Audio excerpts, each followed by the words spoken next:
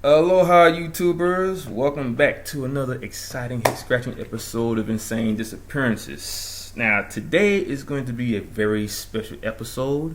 I've talked about this on the Missing 411 Alternative Forum on Facebook. I've talked about it on my channel in previous videos. And today is the day. I promised you today I would be talking to someone who had the experience of all experiences when you go into a national park.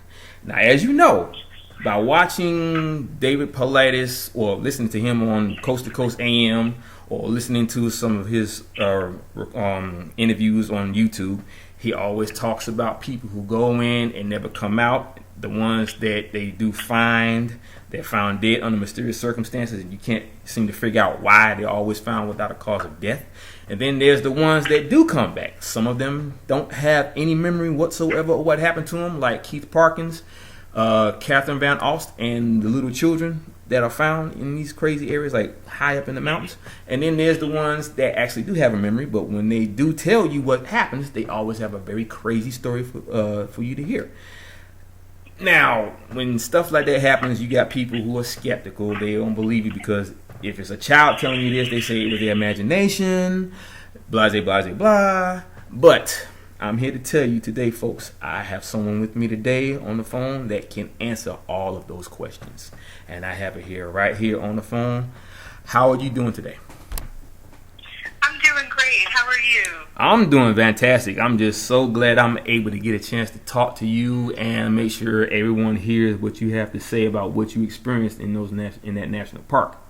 You know, because, I mean, as we all know, the Park Service always tries to keep quiet what really happens, even though they already know what's happening. So that makes me think that they're scared because they did lose one of their own. You know, I believe his name was, I can't think of his name right now, but they did lose a park ranger, and they covered it up, you know, just so nobody would figure out what really happens. Now, to start with my guest here, it all started when I did a video on the Brown Mountain vanishings, you know, which is coupled with the Brown Mountain lights in North Carolina. And she saw the video. Little did I know she was actually heading in that direction to go hiking or camping, you said? Yes, to go camping for a 2-day weekend. Right. So, yeah, she was going up that way with some friends to go camping. And she told me that she would be giving me some information on what she experienced when she got there. Little did I know, the same thing that happened to most of the other people happened to her, except she came back from it. Most of the other people that did go there never came back. But this happened back in the 1700s. And she has a very, very interesting and very, very exciting story to tell. So let's pick it up from that point when you told me that you said you was confused at what happened. So let's start from there. So tell everybody exactly what you went through from the start. Well, it all started out relatively normal. You know, I've been hiking since I was a teenager, and, you know, it's nothing new for us, but we had never been to the Brown Mountains. And we wanted to go and see the lights and do a little 2-day trip. So I had 3 other friends going with me, and we had all of our dogs with us, and we started out down at the Brown Mountains. And during the first day, it was fantastic. We had a great time. We saw the Brown Mountain lights, just your average camping trip. Now, I had just found this channel maybe a month or two, or maybe it's been about 2 or 3 months, and I didn't know about any of this kind of stuff going on. So before I went out there, I showed them to my friends, and they also had no idea these kind of things were happening. So one of the girls had gotten very nervous about it, and she just kept saying she had a bad feeling and didn't feel right about going on the trail. And on that second morning when we woke up and packed up, we started hiking, and we came to a little clearing where a lot of other hikers are resting. She found a family who was going back the way we had came, and she decided to go with them. She was just too freaked out. We were teasing her. We thought it was funny.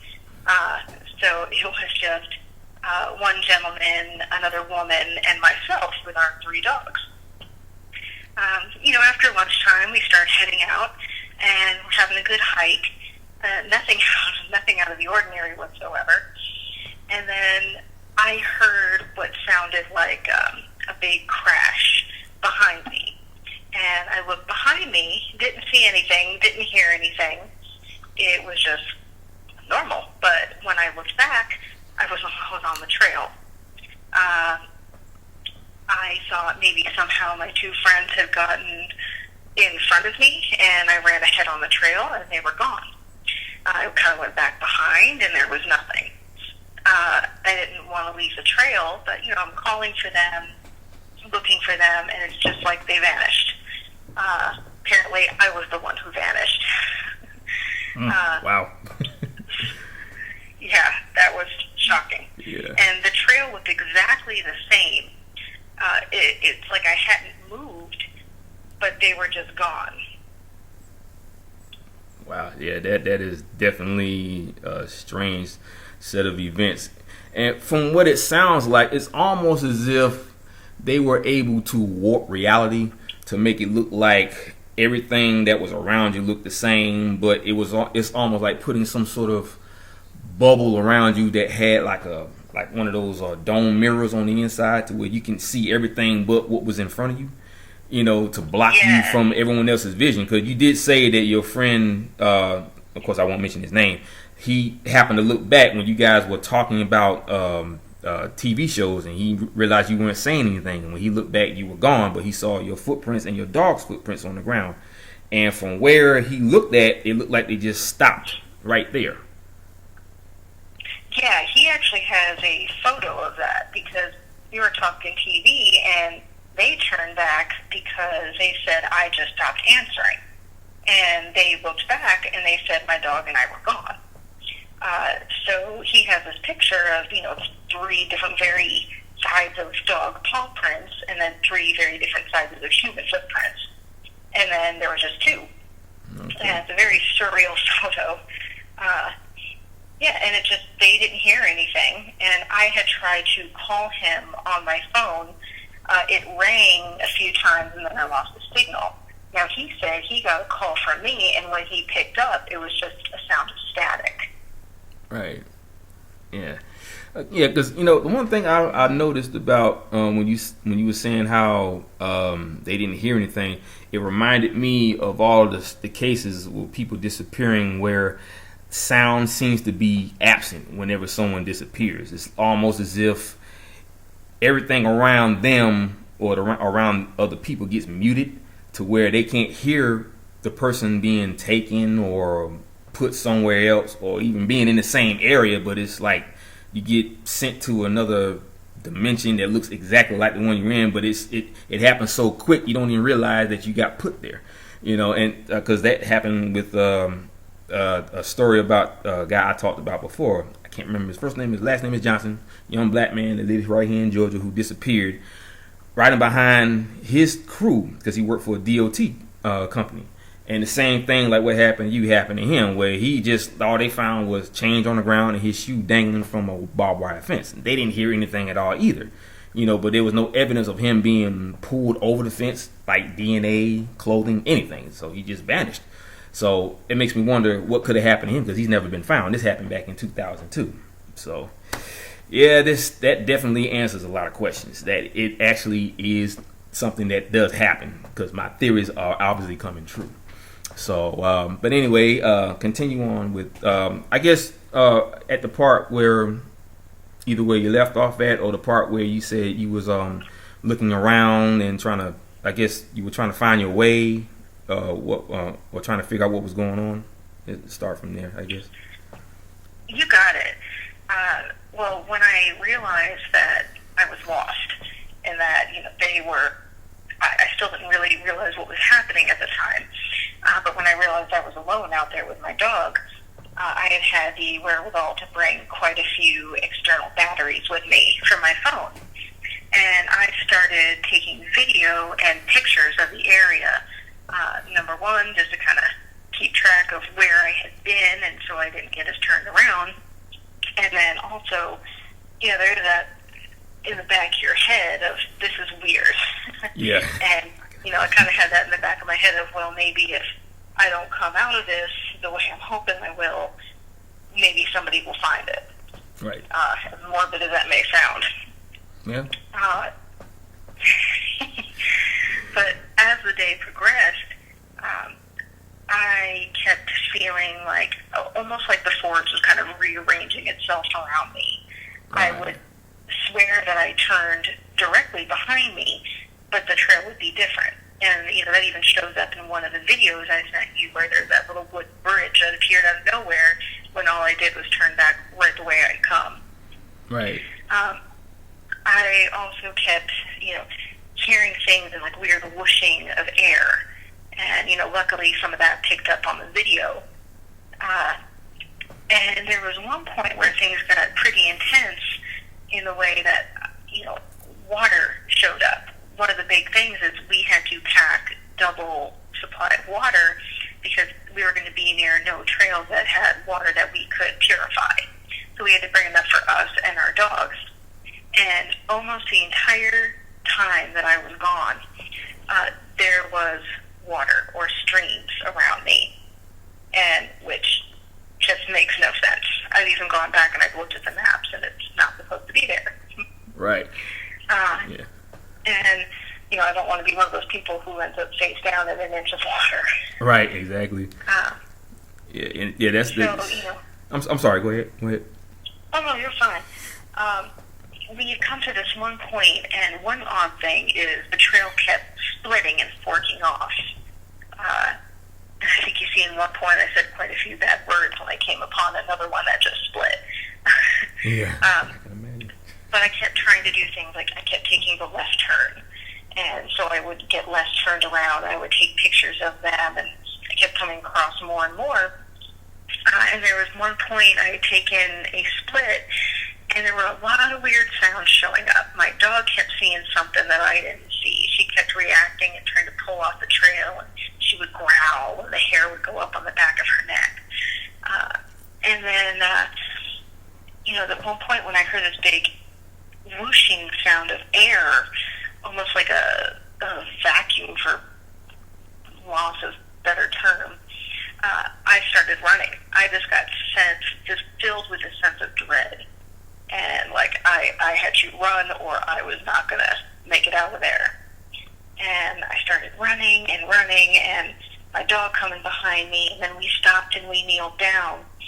And I kept seeing what looked like these bright orange colors that were, I don't know if they were following me or if I was just in their path. Some of those actually showed up in the video. In the video and in the photos.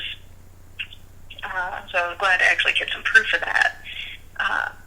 And, I kneeled down, and I felt like the louder I was and the more I was talking into my video recording, the more these things were coming towards me, or it was more often that I'd be chased. A couple of times that I just dropped everything and ran. Right. Wow. Yeah, and it just seemed, in that area especially, it seemed to get very hazy, almost like it was foggy. Oh, okay. That's definitely a new one.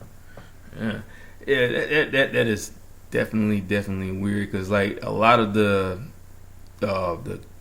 criteria that be in a lot of these videos, I mean a lot of the cases with people that have these experiences in national parks are bodies of water, and then there's the stillness of the area that you're in. You don't hear noises. You don't hear certain noises like the trees rustling from the wind and animals and bugs flying around. And the fact that, like you said, things are just shifting around, like everything's morphing around you. And just and then, like I said, the situation with the lights could be the brown mountain lights, but just during the day, and they probably just look different, during the day. So now, what about the part where you said you was seeing like a head in the bushes, or like in between the trees or something like that? Yeah, now that's actually something that showed up in some of the pictures. I kept feeling like I would see something following me out of the corner of my eye, and when I would turn to look at it, it would almost look like I was looking at something underwater, kind of shimmery, and it would kind of fade away. And at one point in the video, I actually take the video and switch the camera around so it's facing behind me. And I'm trying to see if I could catch it on the camera if I couldn't catch it with my own eye. And, I would get bits of the orange here and there in certain parts of the videos and pictures, but there is one very pretty defined and clear picture where it looks like there's a very tall, very lanky, slightly orangish-looking person off in the woods. I did not see it with my own eyes when I was there, but my dog, and you can see in the picture in the video, is she's kind of like she has attention towards it and going towards it. Okay. Wow. Yeah. Whew. Yeah. You definitely could have been watched by some nature spirits of some kind, or maybe some type of interdimensional beings, like they probably look like aliens, but different from the ones that we come to know about, like the big almond-shaped black eyes and the gray skin. It could just be some sort of, like I said, an interdimensional traveler that is able to basically is able to travel between his world and our world, and to us he looks transparent, so because he's not completely in this world or something. That I've heard a lot about them kind of beings, by listening to a lot of other interviews that I've heard on Coast to Coast AM. Now, another thing too, I remember you telling me about, from what I've already told people on my channel about what David Paulides expects people to do when it comes to them going into the park to be safe, and that's not wearing bright clothing. And I understand that you were wearing a black outfit. I was. I had a black long sleeve shirt and really dark blue jeans. And I made sure that my backpack was black, and we even made sure our tents were black as well. And, we had bought a GPS locator. We had all gone in on it together. The only problem is the guy that I was hiking with had it. And I still wonder what would have happened if I had had that when I vanished. Yeah. Well, the good thing is you still came out of that, But I think what it is that from what David Paulides said and from what other people have told him as far as the folklore behind the whole wearing bright clothing is that 90% or all of the people that tend to disappear were wearing bright clothing when they, went into the forest, the national forest or the national parks. And so the idea of wearing dark clothing, because whatever it is that takes these people and don't bring them back, are attracted to bright clothing or bright colors. So he figured that it would be best if you wore dark clothing. So you actually did a very good thing. And I thank you for listening to my channel and listening to that video to hear what I'm saying, because obviously it helped you out. And the fact that in all the cases, when it comes to these people having these situations, also there's always a dog involved as well. So you had your dog with you. So that's another good thing about you being protected, and the fact that I remember you said that you have a friend who was Indian, has Indian in his blood, and he was saying how animals are basically like protectors for humans. Yeah, he said his grandmother and grandfather always used to say that humans and dogs have had, this partnership that has gone on for longer than we can remember. And that his grandfather used to tell him that dogs would act as a shield for people when it came to spiritual things, chupacabras, all that kind of stuff. Right. Yeah. Okay. So now the situation with your friend. I got time to interview him, in another couple of weeks if he's up to it at that point. So maybe I should wait to ask a question about what he experienced and just move on, or you could probably give me a little piece of it. I mean, it's up to you. You think I should just wait until he says his piece, or? Yeah, I don't think he minds if I tell you a little bit about it. Okay. He is a little trepidatious about speaking out himself. He has some kids, and we've been getting almost daily phone calls from the Park Service. Right. Which is, I'll tell you about that in a minute, too. Right. And that's another thing too is I have my concealed carry, and I brought that with me out there too. There you go. Exactly. Yeah. Yeah. Yeah. That's. I did get scared at one point and shot that gun off. Yeah. Now that was pretty soon after I had fallen asleep on the trail at one part because I just was so tired and I'd been out in the water. Right. And I had kind of not laid down, but I leaned against a rock with my dog, and I fell asleep. And I woke up and I heard what sounded like a whole lot of rustling and scurrying around me, kind of going away from me. And the weird thing is my dog, who is a hound, loves to chase after things, didn't act like she heard or saw anything. Now, at that point, I did think I saw one of those orange tall things and shot off a shot out there. Obviously, didn't hit anything. But, right. It was just kind of one of those gut reactions. Right. Yeah, because the thing about guns is that he also said, if you get lost and you're like in the middle of nowhere, he said it's best. This is something that cops do whenever they get lost, or anybody that, I guess, I forgot exactly who, but I think he said with policemen, if they ever get hurt or anything, they fire 3 shots into the air to let someone know that you're actually hurt or lost. So it's still good that you had a gun, and the fact that you had to use it because you got scared when you saw what you saw. I would imagine that if this being was transparent most of the time, bullets probably went right through him anyway, so he probably wasn't too scared, him or it or whatever you want to call it. So still, I'm glad that all of the things that David Paulides always talked about, what you should have with you when you're in that situation, you had. So I'm very, very glad about that. Now, the part about the park service, let's get to that part. Let's start from the beginning with that one. What was your first experience with them? Well, there was one point where I was able to make it off of the trail onto some kind of little service road for the little water ducks behind these groups of houses. And I was just absolutely amazed and relieved to be out, and kept going down that road for a while, and eventually I came into a bunch of people's private backyards. So I went up to one of the porches that had a light on, and I knocked on the door, and it was a very sweet little old lady who let me stay the night on her couch, and she called the cops. And a officer and 2 National Parks rangers came out, and I explained to them everything that happened. I showed them the videos. I showed them the pictures.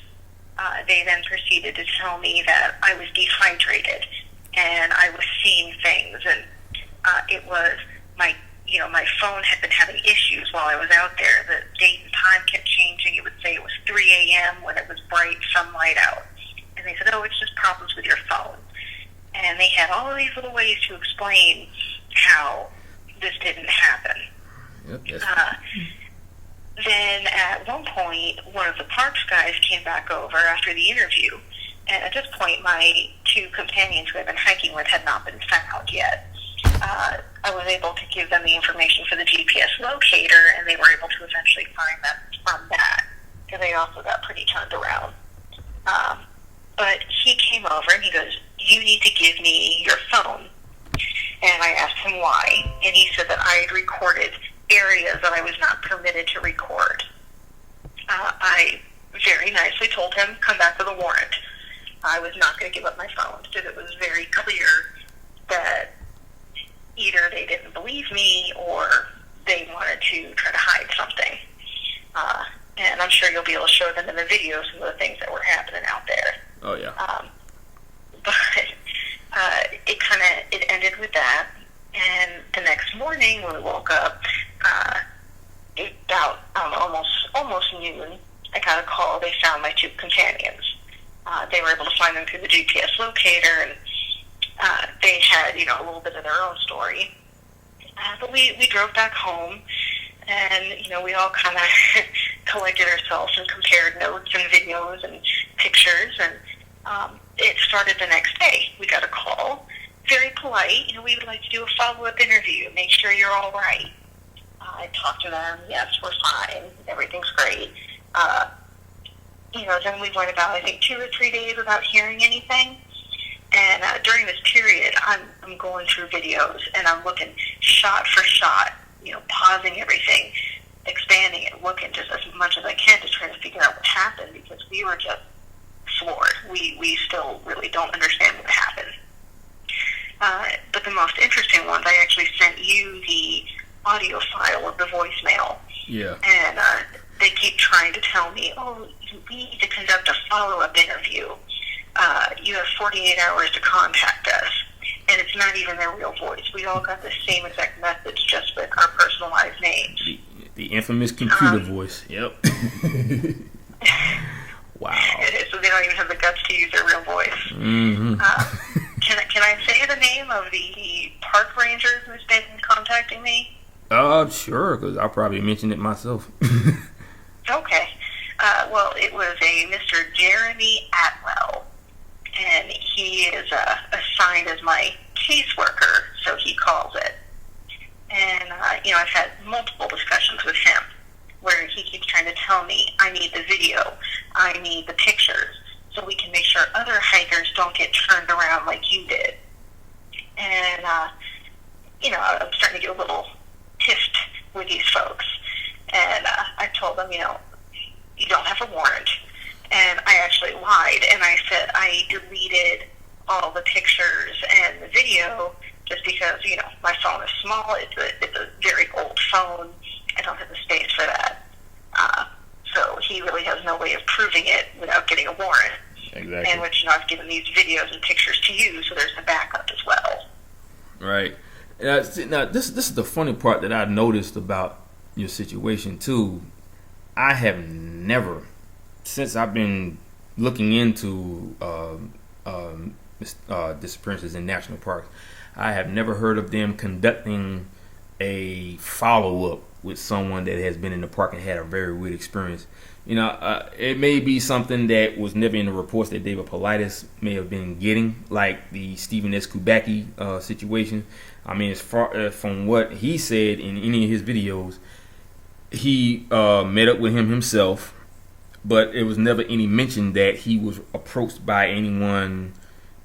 I think they say he was probably interrogated, I believe, but any other person that I've heard of that came back from that, I've never heard of them doing a follow-up with someone. So this is definitely something new. I've never heard of this before. And the fact that they're sitting there trying to use reverse psychology on you, to make you think something that didn't happen, just so they could, feel better about what happened, and just making sure that it don't get out. That is just creepy. I mean, they'll do whatever it takes or say whatever they need to say in order for anything to get out. That's one thing too, is they latched on to the fact that I had little bits of time that I couldn't necessarily account for. Right.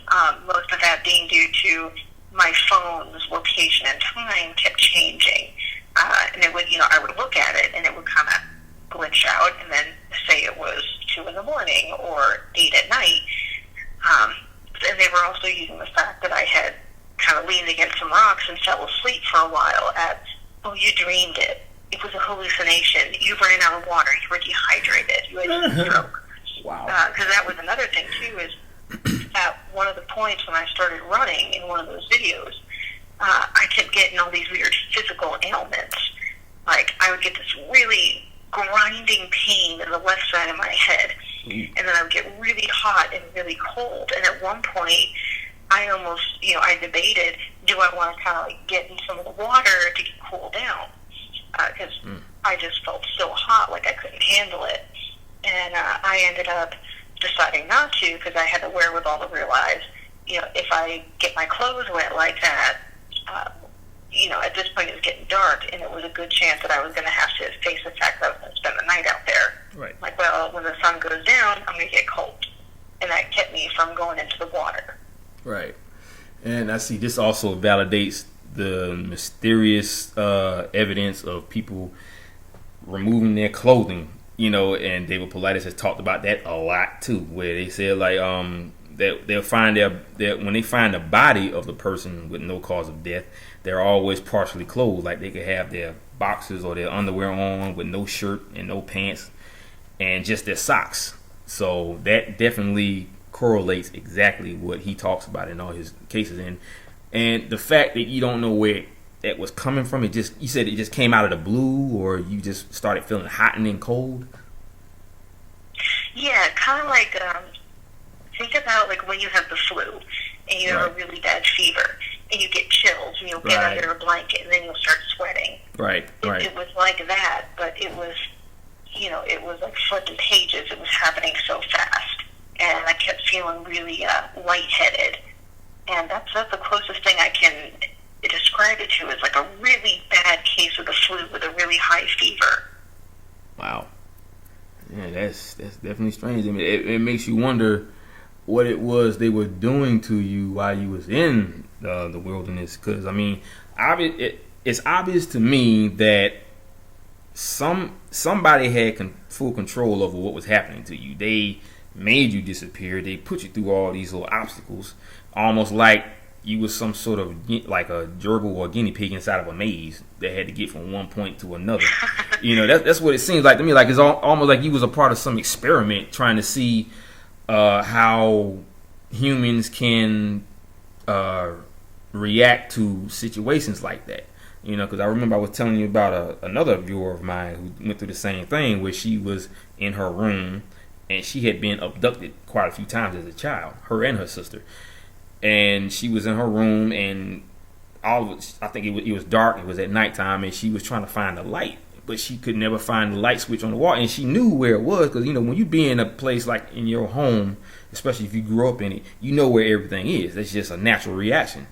So even if you're feeling around on the wall in the area where it should have been and it's not there, you kind of get confused. And she said she went through that. So, like I said, it's almost like you was a part of some experiment that they put together, in the forest, and I guess you passed the test or whatever, because by you being able to come out of that and still have full memory. And that's the part that really gets me the most, is that most people that come out of that don't have a memory whatsoever of what happened to them. And if they do, they have a strange story to tell, which is you're that person that has a very strange story to tell, but it just validates everything that I have said or thought about or even tried to come up with as far as an answer, so this is an exciting time right now. I mean, to actually be able to talk to someone and get the word out there as to what is really happening, and to know that the Park Service is just still doing what they do best, and that's covering stuff up. But I can guarantee you, folks, this interview right here will blow all of that out of the water, because you can finally understand what a person goes through when they go to these places and they have a very weird experience. Yet they don't have a memory, but some people do. So, okay, let me see. Now, I wanted to go back to the whole time shifting thing. Like you said, like when you was on the trail, at what time was that? Like 3:00, you said? Yeah, it was probably right before 3 or right around that time, when we were just going along. We'd already had lunch, and last time I checked my phone, it had been about, maybe 15 minutes or so before 3:00.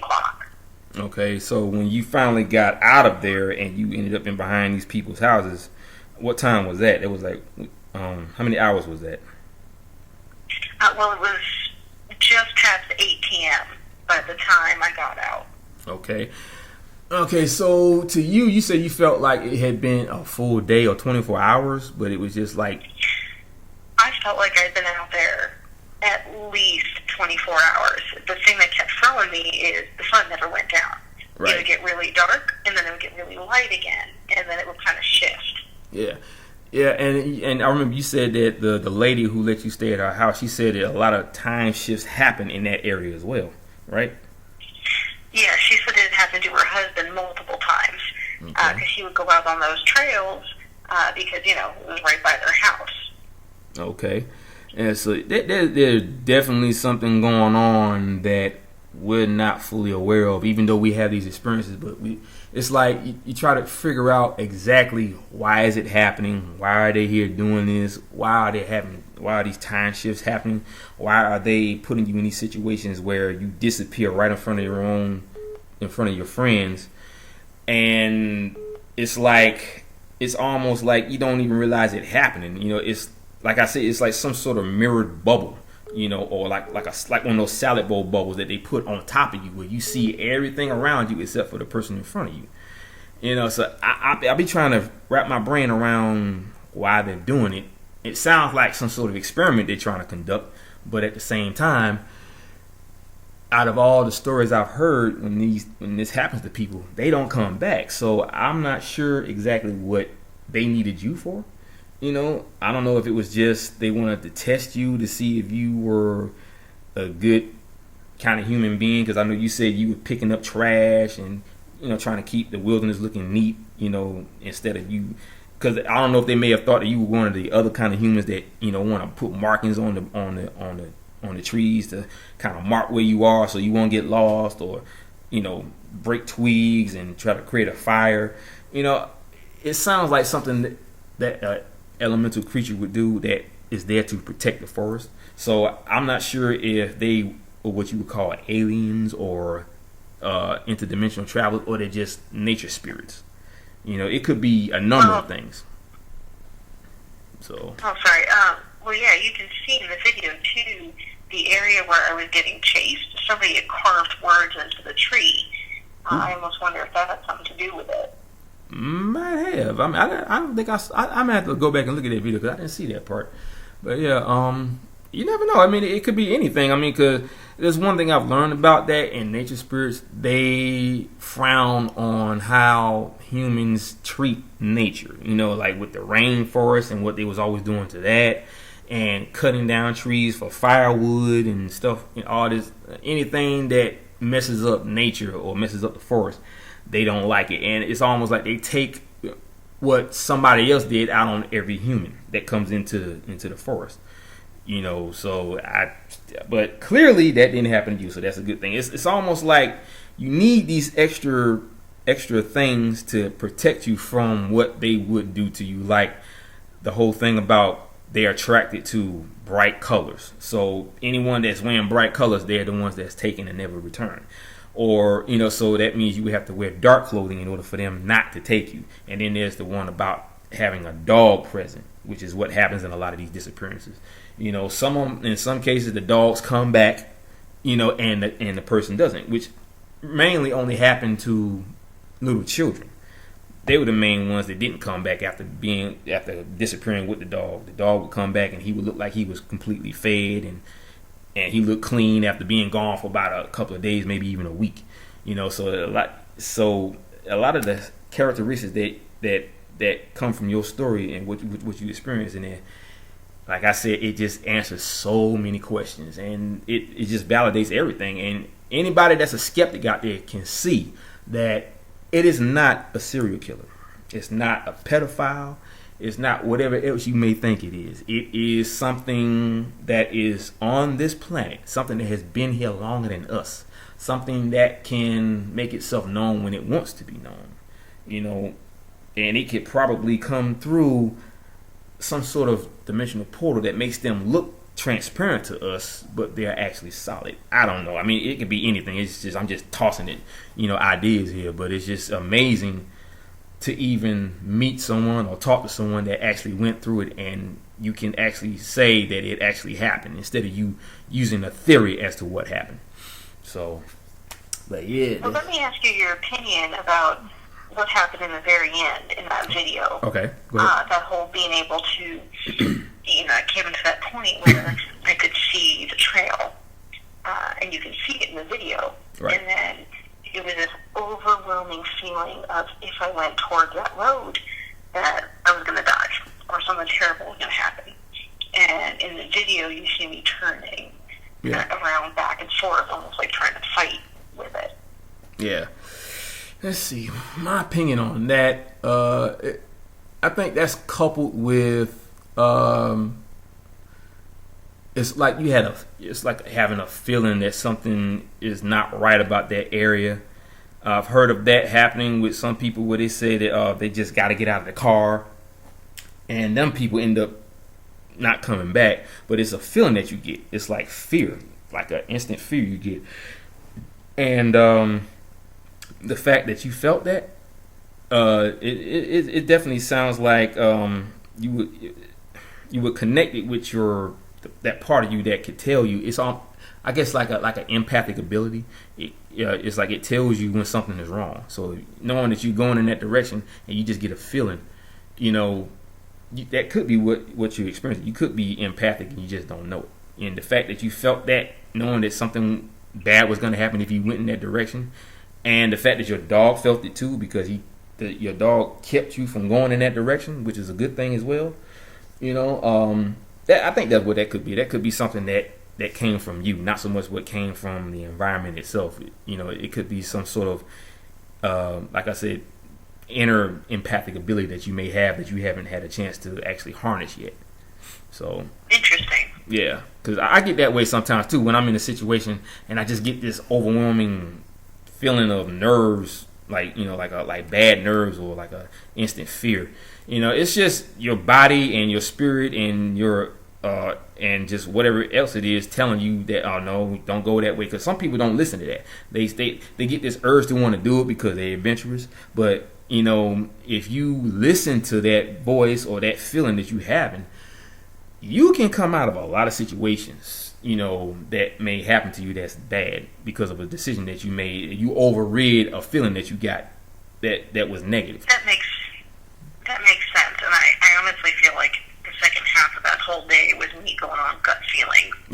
Yeah, and I think that could also be what saved you, in that area, because a lot of people, like I said, they're adventurous and they want to know what's down the road, because they say, okay, maybe that leads to civilization, and they say, oh well, I don't know, that feels kind of weird, but I got to get out of here. It's like you tossing between what you really want to do and what you don't want to do, and then you override that, saying that, well, I need to get home because and then you go that way, then all of a sudden, poof, you're gone.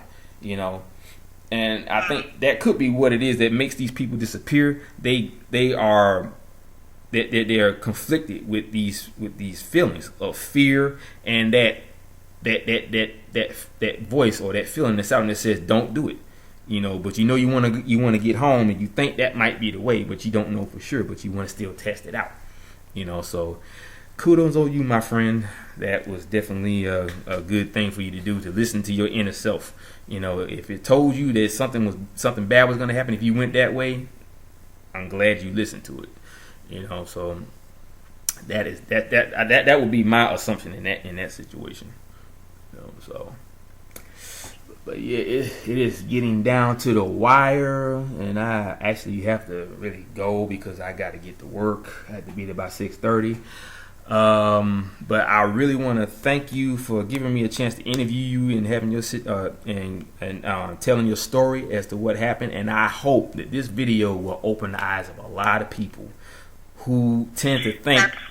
That's what I'm hoping. This is important, and it scares me how much they're trying to make me think that it didn't happen. Yeah, it's almost like they're thinking they don't want to cause a public panic, and they don't. But my thing is, millions and millions of dollars get poured into the national parks, for them to preserve how the monuments look, because they've been there for thousands of years. I understand that, and you don't want the tourists to stop coming. But if you got people disappearing in your parks, why would you want it to keep happening? I understand if you can't control what they do. I understand if you're scared because of what happened to that park ranger that disappeared and was never found. But if you want to keep your tourists from coming back to your parks, you need to let these people know what you need to do to stay safe in your parks. Even if you have to constantly wear dark clothing or have a gun on you, have a GPS locator, have a whatever, have a dog with you, stay in a tight group. And see, that's another thing that I noticed too, with the group that you was in. The fact that you was with that group, how far behind would you say were you from the other two people that you was with?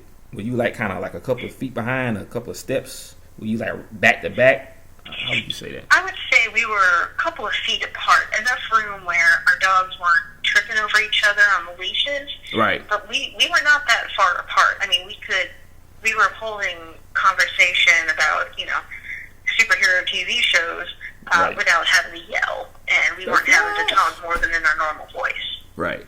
Yeah, because that's one thing I've always heard David Paulides say. If you're gonna go out there, always go with a group. But the main thing he said, don't fall behind or don't get ahead of anyone. So I think in your situation, it happened in both areas. Your friends got ahead of you, and you fell behind a couple of feet. And I know you said because of your dogs, you didn't want them to trip over the leashes and everything, or bump into each other. But when you're going into a place like that, it's always best to stay in a tight group. You don't want to be too far behind them, because even if you were a couple of feet behind them, that gave whatever that was ample enough time to do what it did for you to disappear and for them to disappear as well. So it happened to both of y'all. It's just that it just looked different on both sides. When I heard that crash, I stopped walking to turn around. Yeah, and I remember you were saying also that you think it could have been some type of wormhole opening up, because did it sound like a crashing tree or the sound of branches being broken, or was it just like a boom like noise? It was almost like the sound of, when a kid jumps down from a tree into the ground. Right. It almost sounded like that, but louder, and then there was kind of that whoosh of air. Right. And, we've been talking about wormholes, and I wondered if maybe could that possibly be the sound of one? Yeah, I think that could have been what it was, especially for you to actually be walking on the trail and then you turn back around and all of a sudden, poof, everybody else is gone. And the same thing happened with them. So it happened on both sides of that trail. So a wormhole obviously opened up, but it opened up in a way where you couldn't even see it, because like energy cannot be seen by the naked eye. That much I do know. You can only see it if you use some type of device like a night vision camera, where it detects the energy that is invisible to the naked eye. So when you heard that boom, it's like that was the sound of a wormhole opening up to another dimension that they actually put you in, that was somewhat similar to what you were already in. Just like that woman I had told you about prior, who was driving in an area that looked exactly like the part that she was in, but there was no people. So it was almost like a movie set. Everything was where it was. The cabins, the trees, everything was set up the way it was before all that happened, but there was just no people. And I think, like I said, wow.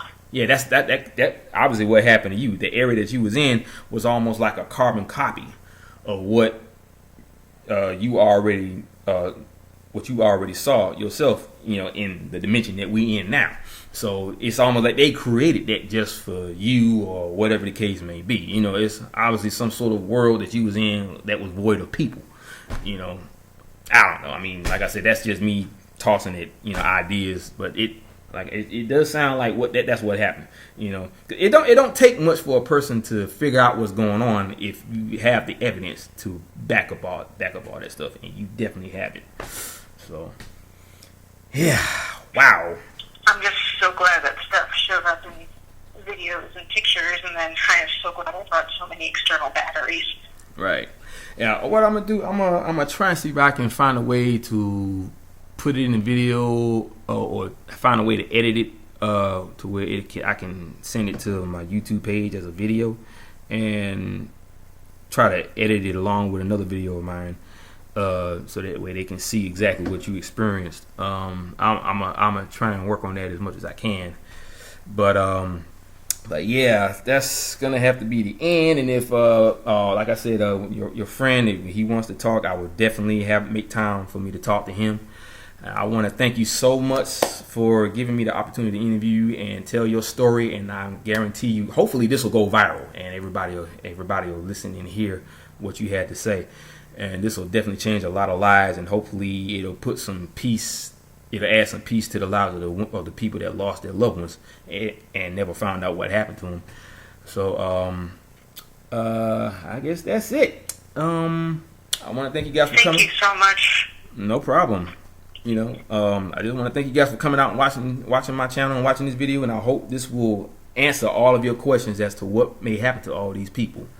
And like I said, once again, I want to thank you for talking, and I will definitely be contacting you again if there's anything else you want to tell the people. So I guess I will be talking to you soon. Thank you, and you too. All right. I will be posting this video sometime today. I might not be able to edit it. I'll probably just put it up there as like it is, because I can't go beyond an hour, with editing. So it'll just have to be as is. But I will be posting it, and it will be up there for everyone to hear and for everyone to see. So stay tuned for another episode of Insane Disappearances, and I will see you once again. Aloha, mahalo, and ahuiho.